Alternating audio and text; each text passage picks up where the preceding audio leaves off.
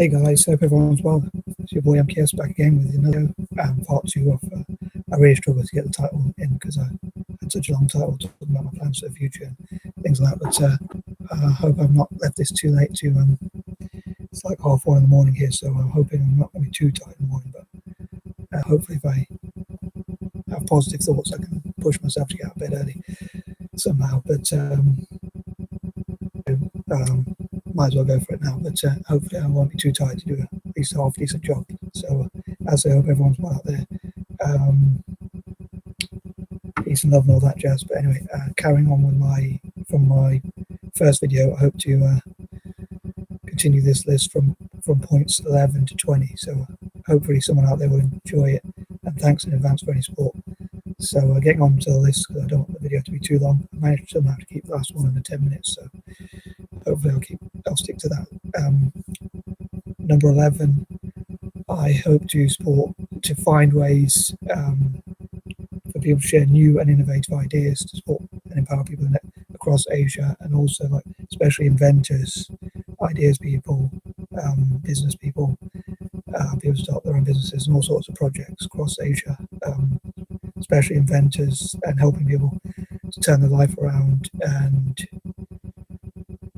possibly single parents, because like I was watching these documentaries from Asian Boss about single parent families, single father families in some cases, and what difficulties they have with obtaining rights, or what financial difficulties they have, like medical support and things like that. So I hope to support, and on that note, actually, I hope to support I hope to find ways to fundraise to support Asian nations in terms of medical support and assistance, especially for, as I say, people from poorer backgrounds who can't afford it.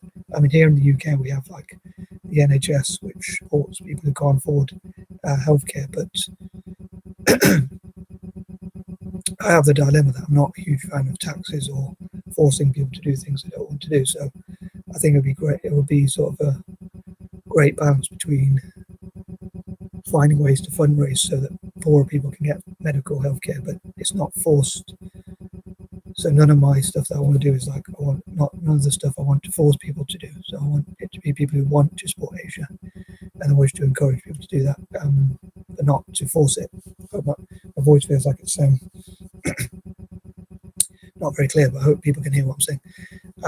But yeah, so I hope to encourage people, but not enforce them to do so. So I hope to encourage people to support, in this case, medical aid for Asia as well. Whilst I remember that one. 12, I hope to generally motivate other people and share motivational videos and ideas and things like that, perhaps. And again, hear from other people's ideas about the best ways to empower Asia and Asian nations and people from poorer backgrounds and things like that. And also like homeless people around the world and things like that. And also like watch some motivational videos about in terms of like how to lose weight, things like that, and share ideas about how to lose weight. Obviously, I mean, you can't see right now, but I'm a bit overweight in the stomach area. I used to be really skinny, but my diet's not very good. So but yeah, also how to, like on my Facebook, I'm hoping to also share about how to what are the best ways to lose weight, and I'd love to have suggestions and things like that as well, so that we can share and motivate each other. And I often think of this, recently I've been thinking like a controversial thing about,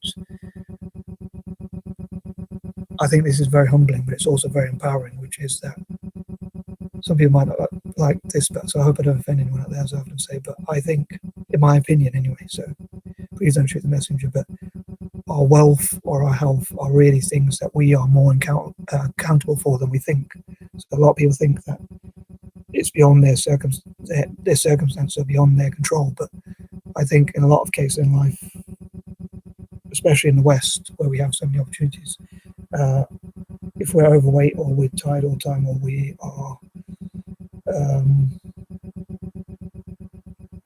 we don't earn or have the amount of money we want, then perhaps I'm sure there are many things we could do to change our circumstances that we don't always think we can do.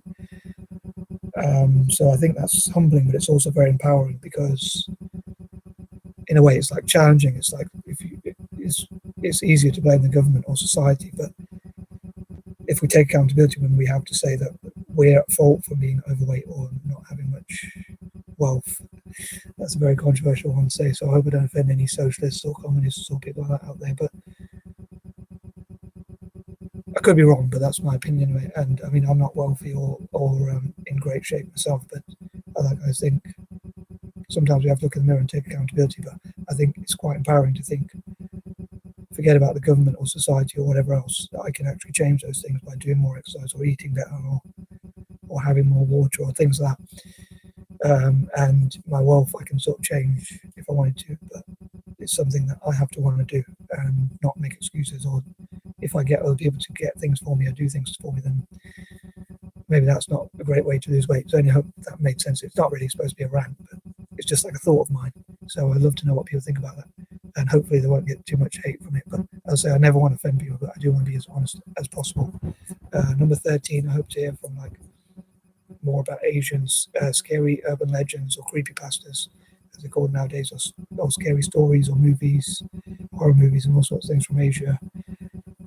And that sort of thing, and also perhaps cover some of the darker side of Asia as well. I know I'm sure I've talked about that before, but or not just covering the positives, but also trying to be honest about some of the negatives as well, like prejudice and possibly treatment of animals or children or young people or disabled people, or other things that might happen in Asia and that sort of thing, as well as the good stuff. I hope to cover some of the bad stuff as well sometimes. 14, try not to repeat too many ideas, but I know I often talk about how these numbers remind me of certain things, like 14, problem solving.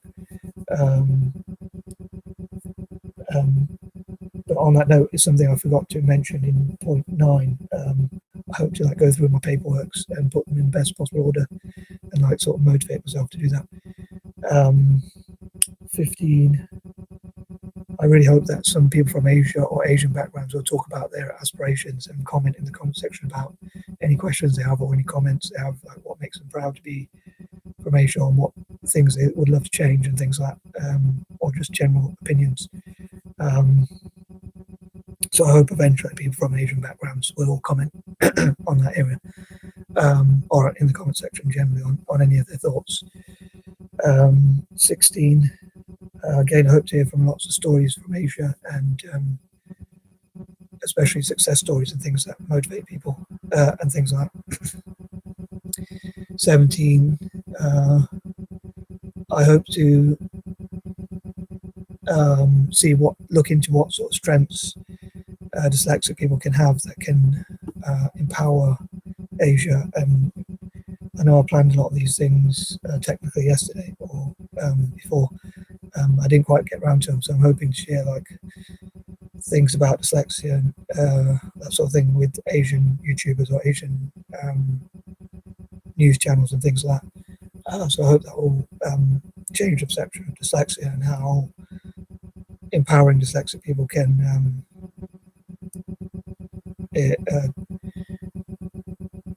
possibly also, as well as empowering those individuals, can also help Asia itself as well, because they can do a lot of great things with those strengths and new different ways of thinking, outside the box ways of thinking, things like that. And I also hope to think of anything new I can do or change, or how I can put things into practice, and hope to hear new ideas or that people have that talk about how we can actually do more to empower people from Asia.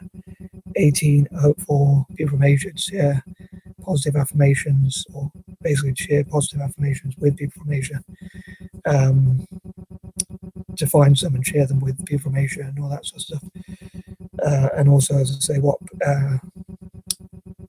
Asians find positive about their own country and the continent on the whole, and success stories from entrepreneurs and things like that. 19,